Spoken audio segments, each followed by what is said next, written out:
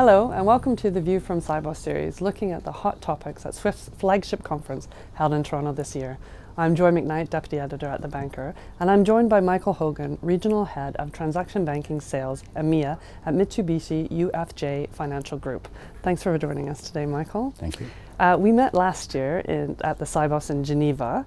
What do you think or what has happened in transaction banking over the past year? What are the main differences, would you say? Transaction banking exists as part of the wider universe as well, so what's affecting the wider world affects transaction banking. And it's been almost a perfect storm, if you want, across a number of fronts. If you look at the political landscape and the changes which have happened, they've had a knock-on effect into the economic side. Interest rates remain stubbornly low, growth rates remain stubbornly low as well. There's the technology side as well, which has been advancing quite rapidly.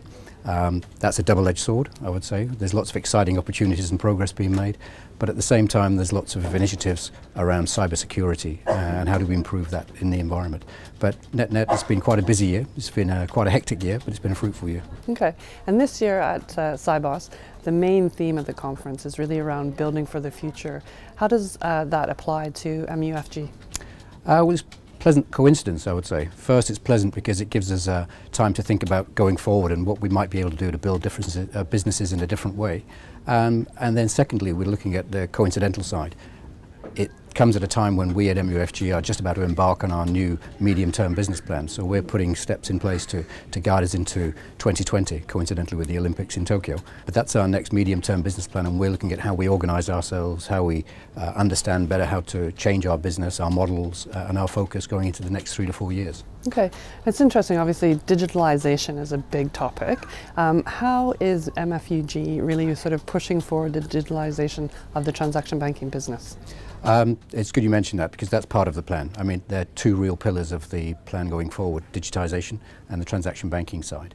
And not just what we do, but how we do it, and as a cultural mindset as well. So it's not an area or a division within the bank. We do have a digital transformation division, but it's not just digital for digital. It's digital for transformation of the businesses, because we recognize moving into the new phase and the new era of banking, we can't work with the old models. We have to change our models and adapt to the future as well. So we're bringing those together to bear within transaction banking to look at it not just from an internal point of view, but from an external client-led point of view. And if there are pain points which you need to resolve, that's where we're starting to focus our activities. So digital not just for its own sake, but for transformation of our businesses. It's very interesting because obviously technology in general is a big topic, and also digital currencies. And I know MUFG launched its own digital currency, the MUFG Coin, in May. Can you tell me a little bit about that and also sort of the next steps? Sure. Well, the MUFG Coin is one of the many initiatives that we're leading with, and in the retail and domestic space in Japan, you'd expect us to be there at the forefront, and we are. It's a corralled, if you want, controlled environment where we can actually experiment with the technology.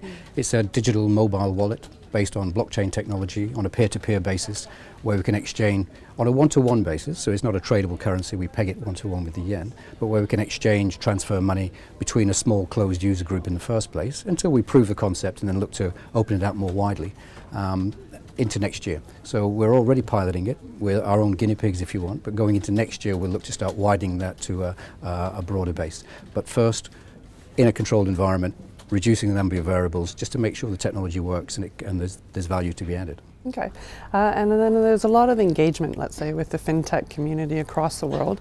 How is MUFG sort of engaging with that? In many ways. So there's a bilateral way, so directly between ourselves and the fintechs, and then there's also a collaborative way with some of the other industry consortia and initiatives that we have. So on a bilateral way, we're looking at solutions with Ripple, we're looking at consortium solutions. R3 are the ones which are well known. We also have initiatives with the USC, which you may have seen, the Universal Settlement Coin, which was within a small number of banks as well. So we realize that we can't do this in a vacuum. We're part of a broader ecosystem, and we need to be trying this bilaterally, but we need to be trying it with other counterparts and participants in the rest of the banking market. The more we do that, the more we learn. The more we learn, the more we can advance our initiatives going forward. So it's quite an exciting space, actually. Excellent. Thank you so much, Michael. Thank you very much.